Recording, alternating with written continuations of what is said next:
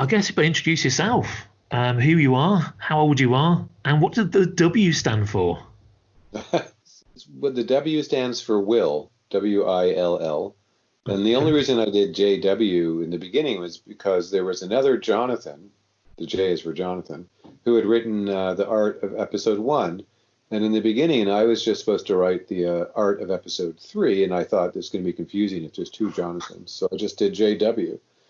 And then it just stuck for whatever reason, and seemed to look good on a spine. And did you ask how old I am? Yeah, you can say how old you are if you want. I was born in 1962, so people can work it out. Yeah, because I mean, again, I was trying to find your details, some other details on you. There's not a lot out there. You can find your age, but not when you were born, which is probably a good thing. And there was nothing about your middle name. I couldn't find it mentioned anywhere. So that could be an exclusive. Yeah, exclusive. I mean, what was your background as a kid? I mean, were you into sort of science fiction? I mean, you must have grown up at a time where it was very exciting because, I mean, I grew up in the 70s or mid 70s onwards.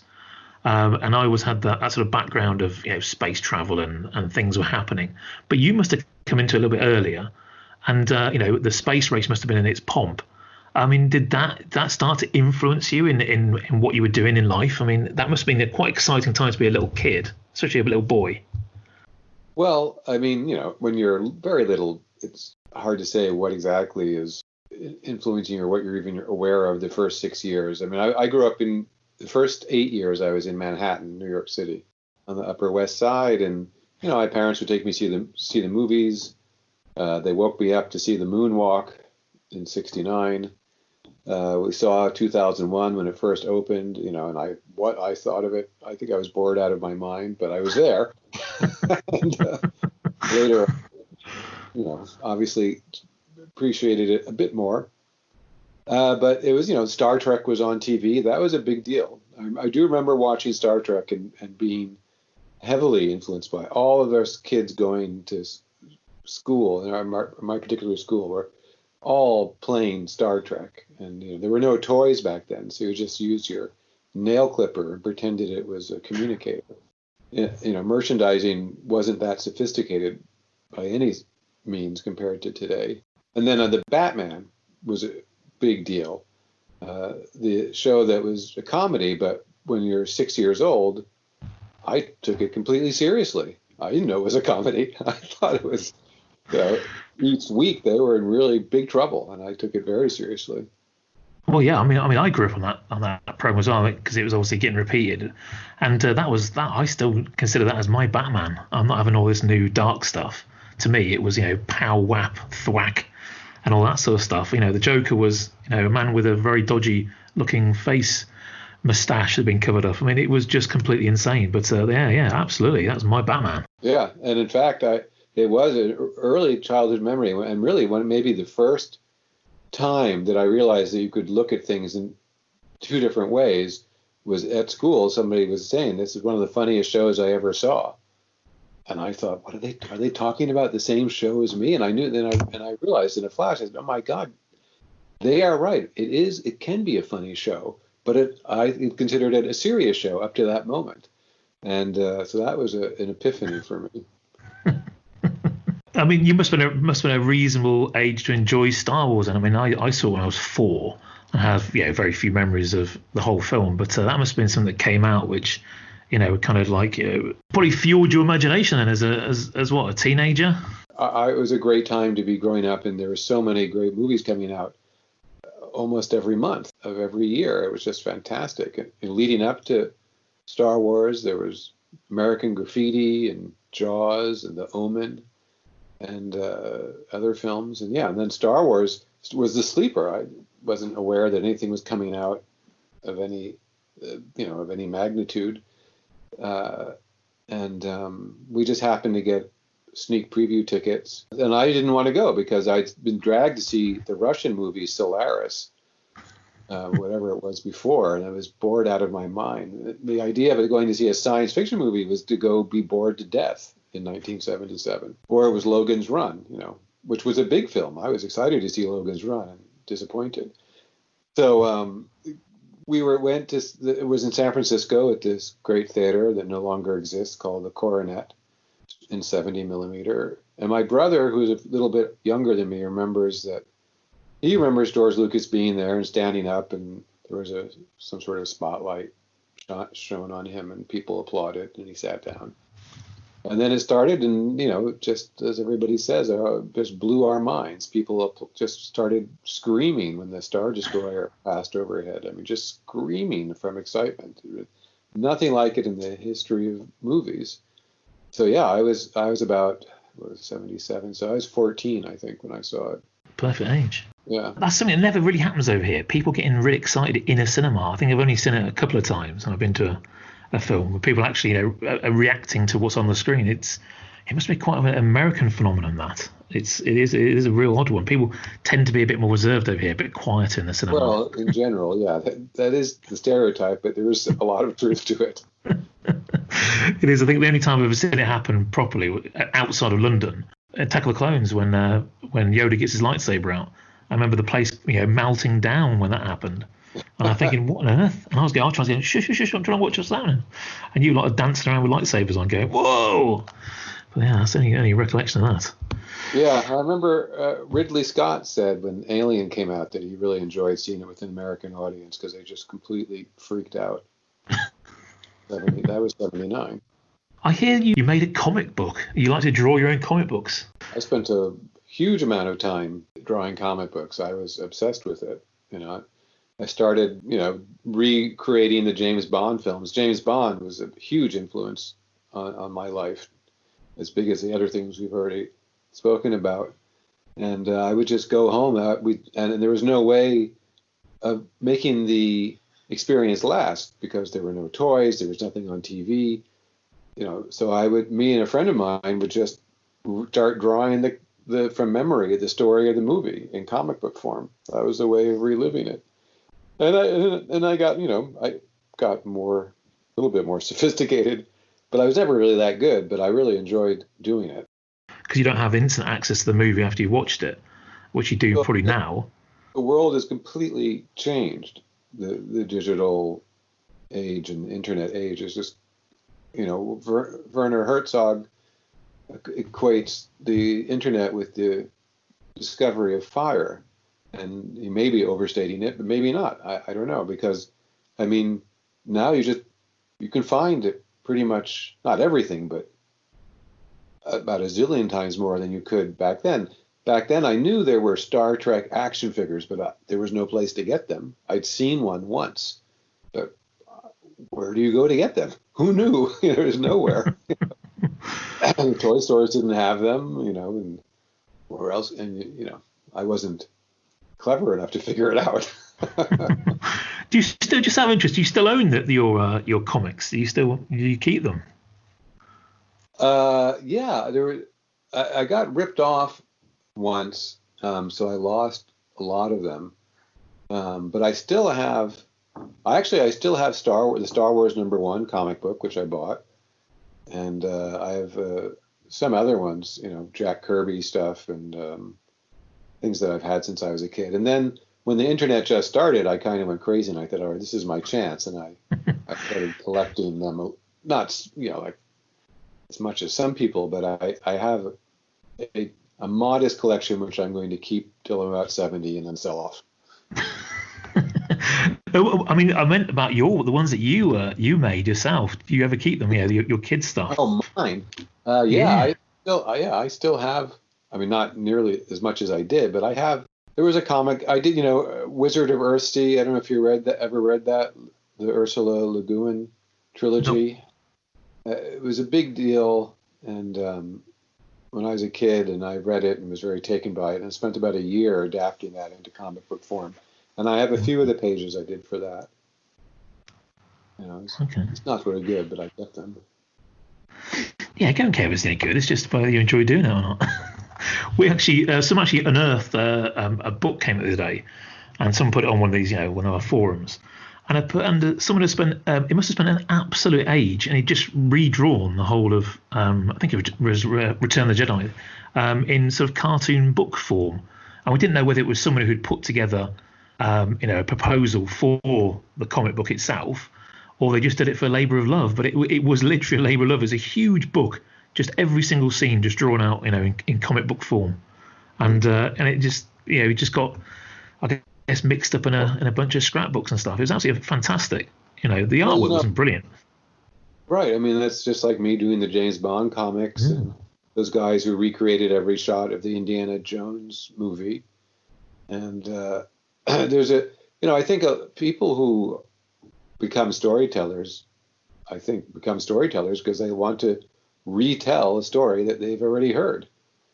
It's very rarely, or it might even be basically impossible to create a story that's completely new. It's always based on other stories, or a single story, or a bunch of stories that you're combining into something different, but not new. Yeah, isn't there supposed to be some saying that there's only like 6 or 5 unique stories and everything else becomes adapted from that? I can't remember who's the quote, but it's something along those lines, isn't it? There's no original storylines. It's all from something or other. Right, the coming of age story, the romance, the tragedy.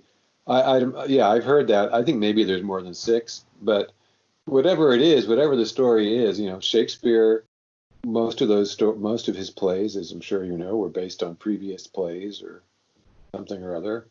And Stanley Kubrick, with maybe one exception, based all of his movies on published books because he just thought it was a better way of doing it, because you're risking all this money and you're going to devote all this time to it. You might as well at least start with something that works as a story, at least in a book, in book form and in some other form. I want to know how you ended up in France for 10 years. Well, that's easy. My wife is French.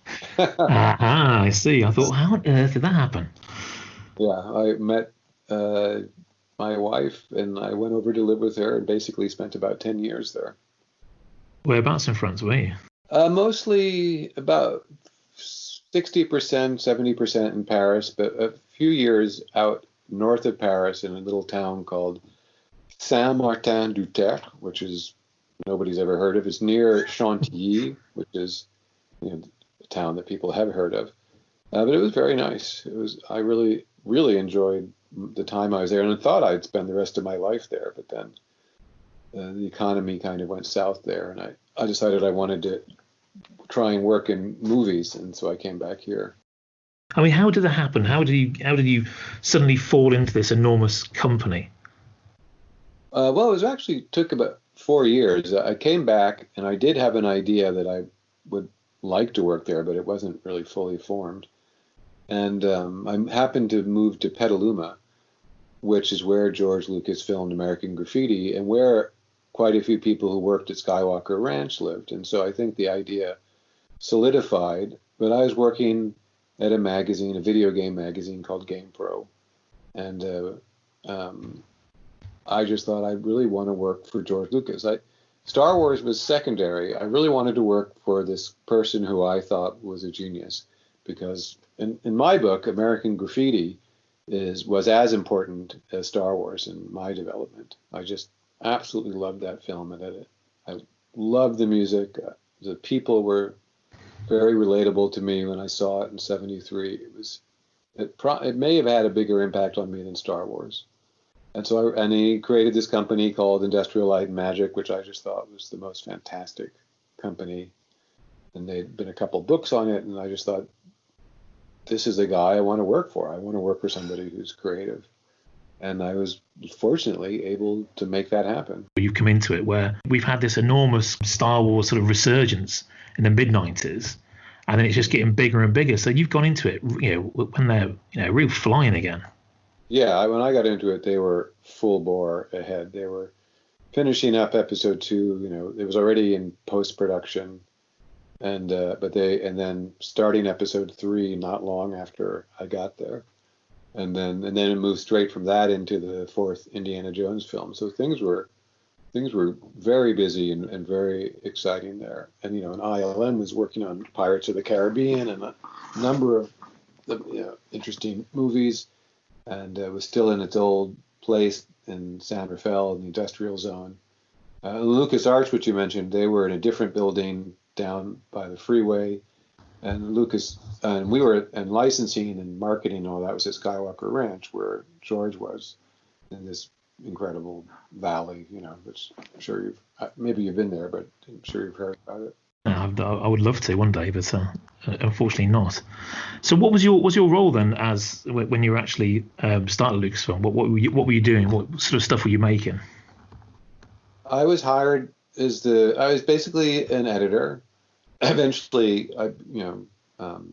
title changed, but I was brought on to do the nonfiction, but also I ended up doing Scholastic, and we did the Boba Fett, young adult series, and I was doing the Dorling Kindersley books, but it was because I was doing the behind the scenes books that eventually, I ended up chronicling Episode 3 and getting to know George, and which led to doing a whole bunch of George Lucas books, and working with him for basically the whole 15 years I was there.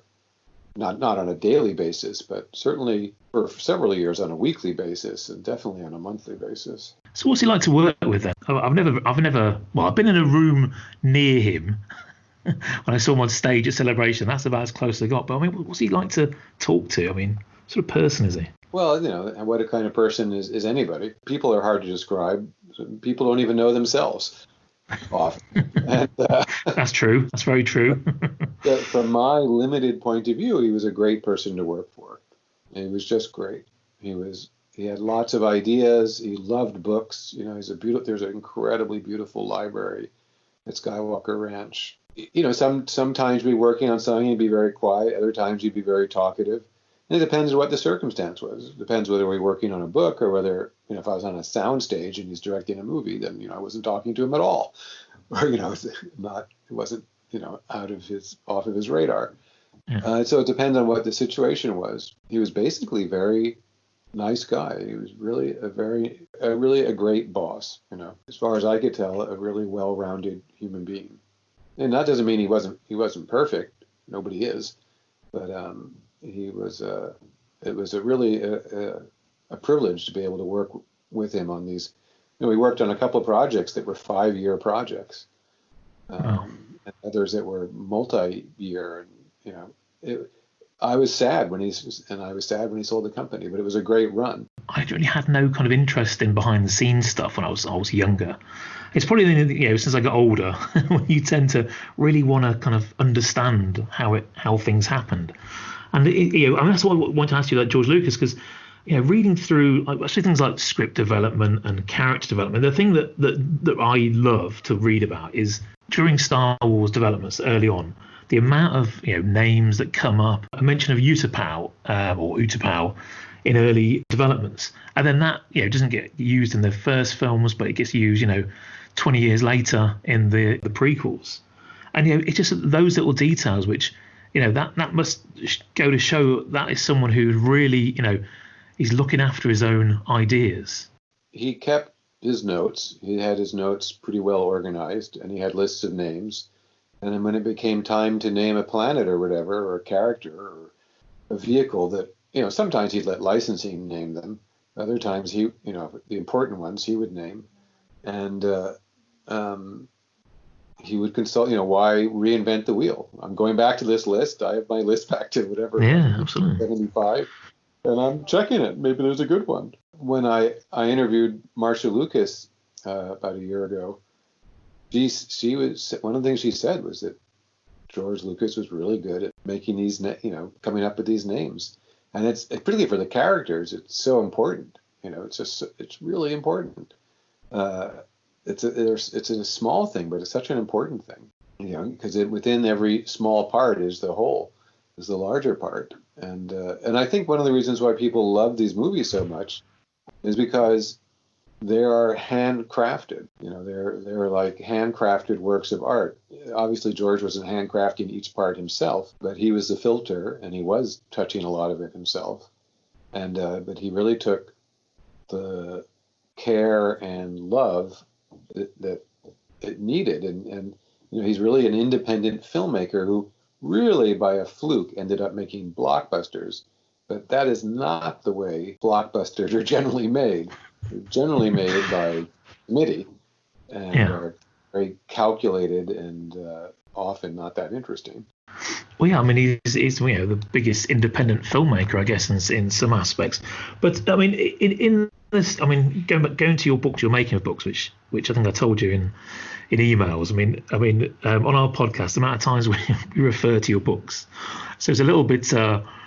I'm saying it's not intimidate is not the right word. I'm a little bit in awe of someone who's written these books, because I mean, I've got them here in front of me, right, and they're well thumbed, well read, and there's lots of the dust jackets are falling off, but they are just great books. I mean, going back to that development of characters, I mean, the stuff that you read in the Star Wars, the making of Star Wars book, because I mean, it seems to be so much about the development of the script and the characters, but there's this wonderful sort of end bit where he's talking about certain characters through the lens of the character themselves. I think the C3O story is basically, is what happens in episode 1, and that's going right back to, many years ago that was rounded out. So, it always annoys me when people sort of go, oh, well, he was just making it as he went along. He obviously had a plan. He obviously had an idea, and there's certain characters, including the Solo film, which I don't think you watched, have you? But there's so many aspects in that early script which appear in that film. I mean, he seemed to have this planned out, or he had ideas a long time ago, and they're still being used now, which is incredible. Yeah. I think. Yeah, he definitely had ideas, and then as he gets closer to actually doing it, he rounds out his ideas and fills in the details. Yeah, definitely. I think he wanted to be like Gene Roddenberry in Star Trek and tell many stories with the same characters, and basically when he finally got to doing the Clone Wars TV series, animated series, that's what he was doing. And then he was going to do the live action series, but it didn't pan out. Yeah, I mean that Clone Wars series is I think it's even though it's loved, I think it's underappreciated how amazing it is, and how much of the story of Star Wars is actually in there. It is a phenomenal piece of work. I don't know if you've watched every single episode like some of us have.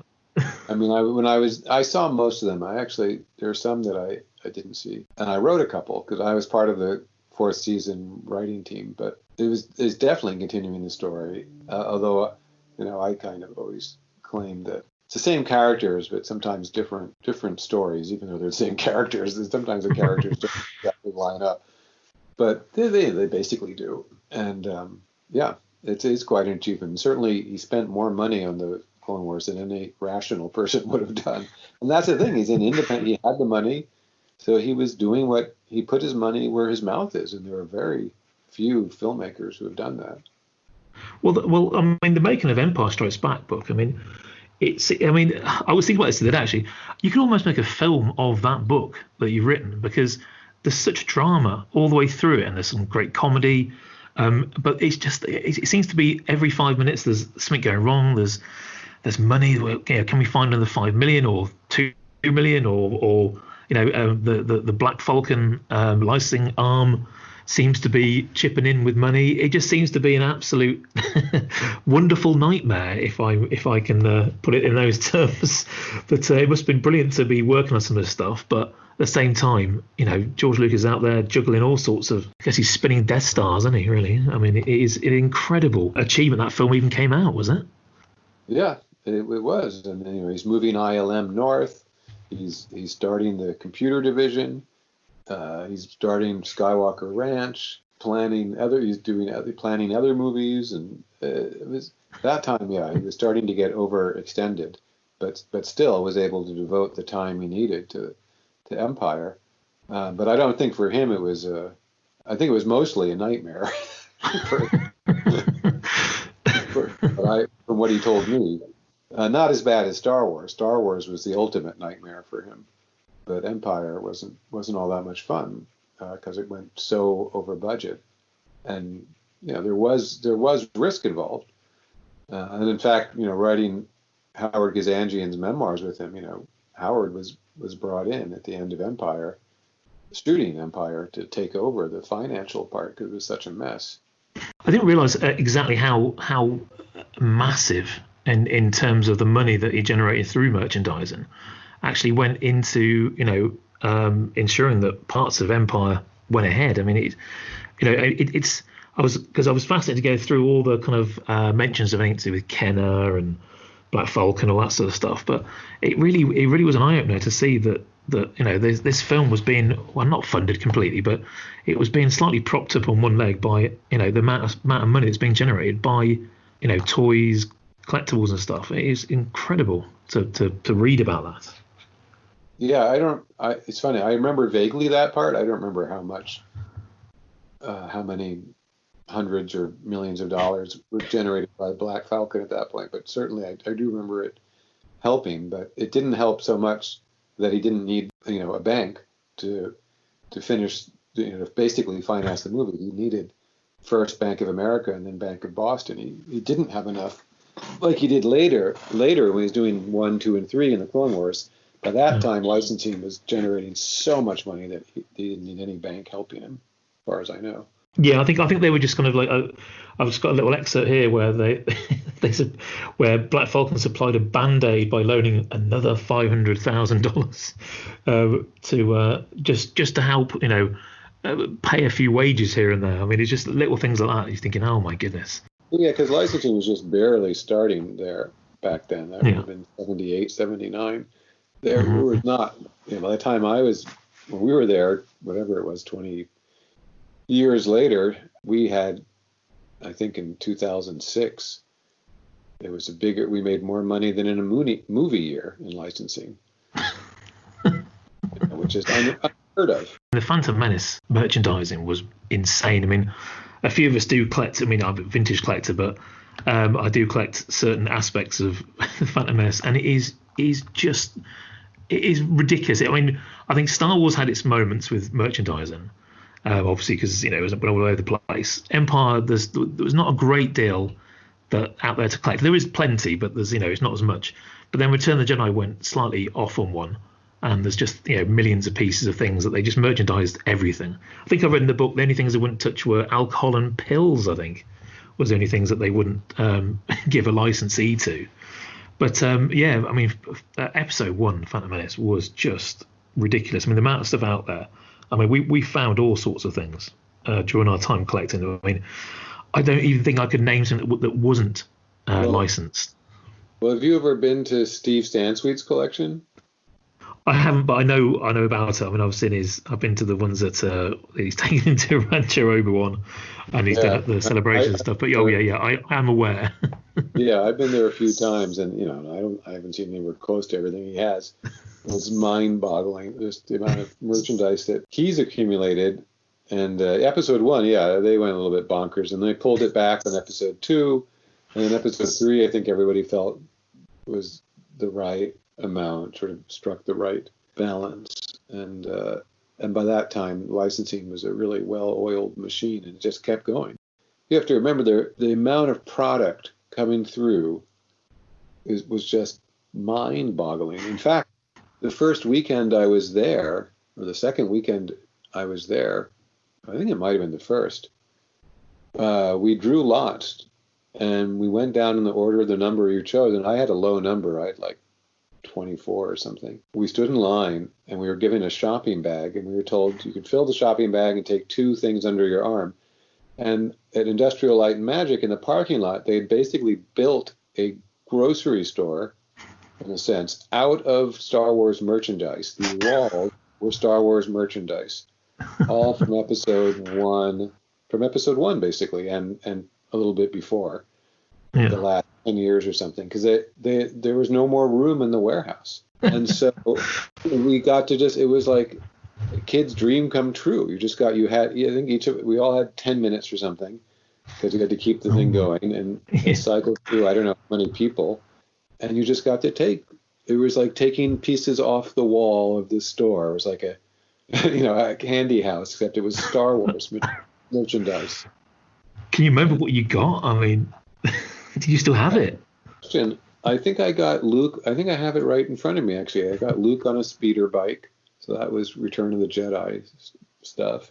Okay. And I don't remember what else I got. I think that was the one big thing I got. Most of it went to my daughters and was torn to pieces. But As it should be, as it should be. This is what we always talk about, So sometimes I know that the collecting world is full of, mint on cards and things in packaging, but there's that part of me as a collector. I love to find out, I love to find the beaten up toy, the thing that was played with, that has a bit of, history to it. The writing in a book, someone.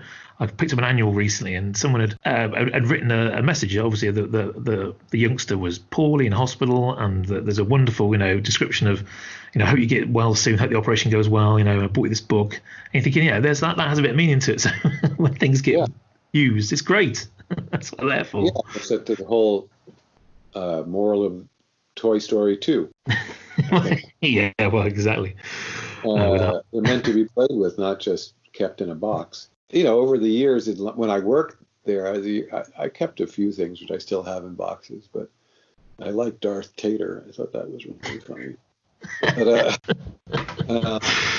But yeah, licensing we'd have our own internal giveaways every few months. We'd have like 3 or 4 a year, and we'd just go into a room and take whatever you can carry, because we just got to get rid of the stuff. So they couldn't keep all the prototypes and all the this and the that. It was just too much. It was like a tidal wave of material. So do you have a bunch of stuff then still from those days? Things that you mentioned, prototypes. Crikey, don't tell anyone you got a prototype; they'll be around your house trying to buy it off you. But did you keep a lot of stuff? Do you have a little vault of your own with memorabilia of your Lucasfilm days? I used to have a prototype. God, it's funny. I can't even remember what it was. I think it was a prototype Boba Fett bust or something, which I sold on eBay a few years ago. It was falling up. It was foam and it was falling apart. But I don't really. The only thing I really have are these Darth Vader and son and Vader's little princess, because that was related to the books, and I edited the books that Jeffrey Brown did. And so that those I just kept in a box. I thought they were cute, but no, because I don't have the room, and I don't want my kids to have to deal with it. No, I just wondered. It's always fun to see what people take from their workplaces and keep in their houses. Is always fascinates me. You mentioned the interview with Martha Lucas, because you've got. We'll talk about your other book in a minute, but you've got another book on the way, haven't you? Which I'm rather interested in. It's a book about Howard Kazanjian, the end of Empire and Raiders, and he was really the producer of Raiders of the Lost Ark and Return of the Jedi, and also More American Graffiti. And he had met George. They were students together at USC, and he's the one who introduced George to Francis Ford Coppola. He was part of the original gang, so to speak, and he worked at Lucasfilm for a number of years, and before that, he was also a really fantastic first assistant director. He worked with Alfred Hitchcock and Sam Peckinpah. And so he had a really interesting career, and he wanted to write his memoirs. So basically, I wrote his memoirs based on a series of interviews with him. But then he also said, I should interview with these other people to get other voices in the book. And because he's good friends with Marcia Lucas, he suggested I speak with her, and she agreed. So her interview is just part of the book, but it was a long interview with her, longer than the others, because it was rare to be able to talk to her, and I had many questions for her, which I'd kind of stored up during my whole time at Lucasfilm. I have to admit, I've never, don't think I've ever heard her speak or anything. He seems to be very kind of quiet, and what's she been doing? What was her thing? Has she been retired? What should we be up to since the days of setting up what we see today in the Skywalker Ranch with George Lucas? What's been going on? Can you tell me anything? Am I allowed to ask you that question? I only talked with her about her time at Lucasfilm. I think since then she's basically been a mom and been retired. I'm sure she worked here and there doing other things, but she had had enough of editing, I think. She just wanted to raise her kid. I think eventually she had a couple kids. And and she has been quiet. There is virtually no interview with her that I've come across since, the early days, where there were a few. So it was really an honor to meet her and talk with her. And she wrote the foreword to the book, which comes out in the spring. We're just finishing up the contract, and there should be a sort of deluxe. It's not a illustrated book. It's more of just straight fiction. And it's not all about Star Wars. It's probably, whatever, 30% of Star Wars, but or Lucasfilm. But it should be interesting to fans though, because it has stuff that you will not find anywhere else. So that hopefully will be on sale in a couple of months, I hope. What's the book called? We don't have a final title yet. But basically, it's the life of Howard, or the career of Howard Kazanjian. I'm glad you pronounced that name, because we've had trouble pronouncing that name. I'm not even going to try. I'll get it wrong. It's an Armenian name. Let's talk about your book that's out at the moment, because I've got a couple of weird details on this, and you're going to probably think I'm mad, but so just tell me about the book that you've got out at the moment, because it's absolutely fascinating. I want to hear what you say. If you say you're mad, that sounds interesting to me. Well, I mean, your book's called All Up, and it's about what the space age, I guess, but it's not a complete. Let's get this right. It's not a like a biography or something. It's actually a slight work of fiction, isn't it? Yeah, it's a historical fiction. It's an epic thriller, but it's fast moving. It's designed to be entertaining. It's kind of a one-stop learn about. Well, I shouldn't say learn because it sounds like a class, but one-stop story about the first space age, which starts a little bit before World War II. And goes through World War II, and then at the space race that most people have heard more about, but still there are elements in the book that you will not find in other books, up to and including the Apollo 11 trip to the moon. And it's basically chronicling arguably the greatest adventure of the 20th century, and a few characters who lived through it all. Wernher von Braun, who most people have heard of, who is the infamous architect of the V2 rocket, who was smuggled to America and then helped create all the U.S. rocket programs. And then his Soviet counterpart, Korolev, whose name was completely secret, and I'm giving it the Americanized pronunciation, but whose identity was a secret, but who launched Sputnik and the first man in space and the first woman in space, who was instrumental in sort of galvanizing the whole program in America. But it's a really unbelievable story. The details, weird things going on politically, behind the scenes, the way they covered up the flying disc problem, which they had. And things like that, which are not generally discussed, are also part of it. I mean, the book is, 90% based on documented history, 10% based on more sort of fanciful, but also documented stories. And so I think it's a really fun book for anybody who's interested in space travel and rockets and adventure and, just want to have a good, fun summer read. Do you cover Jack Parsons in the book? Not really. So I did a self-published version of the book a couple of years ago, 3 years ago. And in that was much longer, was more of an odyssey. Jack Parsons was a major character in that. But to get it published, I had to cut down the book by a bit. And Jack Parsons is still in the book, but ultimately his story really didn't connect up with Apollo 11. And so I decided he had to go. It's like what they call it, drowning your children. I had to drown that storyline. It was not easy. I didn't do it lightly, but he had to go. Yeah, well, that's kind of like the link. He's a rather odd character, but he was his mentor was Aleister Crowley, which I'm sure you've heard of, who, believe it or not, was born and lived in my town of Leamington, Royal Leamington Spa. He's like one of our famous, I don't know whether to call him a famous person or a celebrity, but he definitely came from here. So that was a bit of a weird thing. And also, of course, we had a another person involved in jet propulsion, all that sort of stuff. Frank Whittle. I went to the same school as him. He in fact had his jet engine, or one of the versions of it, in our school hall, just sitting there in a box for everyone to look at. Just such a bizarre thing. Because the Alistair Crowley thing, no one ever knows who he is. And but it's just like, oh, we're famous for a famous Satanist. That's what's what a town.